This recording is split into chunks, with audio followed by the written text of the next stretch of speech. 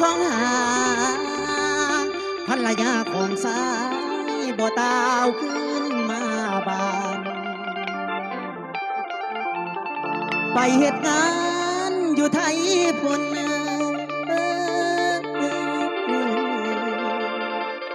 2 ปี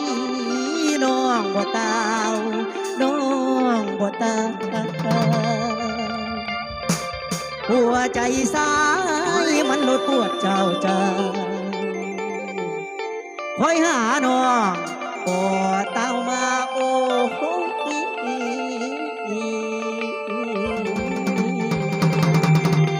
แฟนสายเอาจวดพี่น้องจวด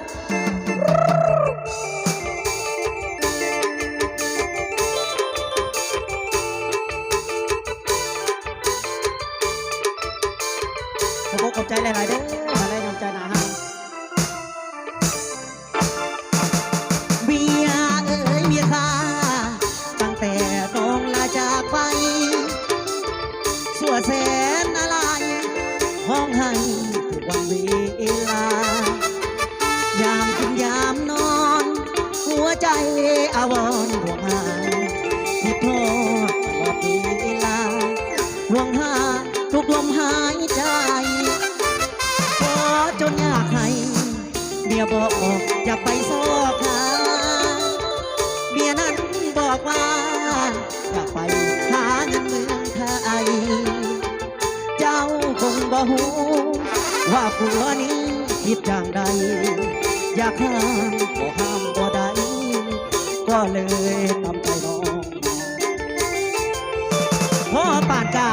งโอ้ยปานกลางถ้าขอจอรอสั่งมาอุกกระดตัวค่อยผู้อยู่ของอุ้มลูกน้อยของ2ของ5บ้านใดเดพันละยาสีตาวขึ้นนอเจ้าหรือไปเขา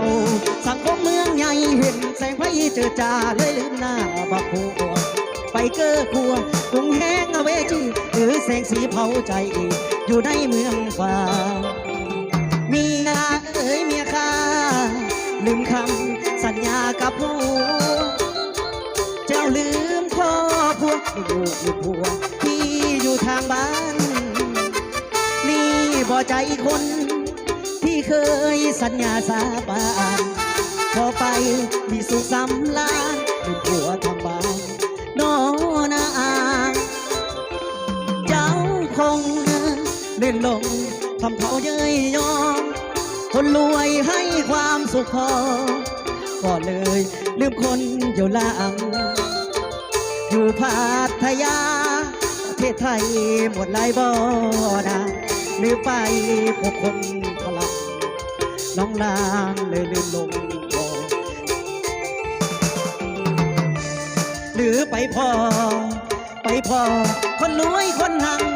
เห็นพลังเขาคนใหญ่กว่าอายเลยลืมสิ้นผู้อยู่หลังขันเม่นเจ้าได้ไปเด่นไปดีมีเงินคำเหลือทุ่งก็ส่งมาในเดือนนองขันไปมองหรือว่านั่งไปเศร้ากลับขึ้นสายว่างกลับมาลูกผัวคอยอยู่บ้านอภัยให้อยู่เด้ออย่าลืมเด้อว่าลูกผัวยังมีอีกคอยคนนี้อยู่ทุกวันเวลาจงกลับขึ้นมาอาสาเด้อน้องขอบใจหลายๆเด้อมาไล่น้ำใจเนาะ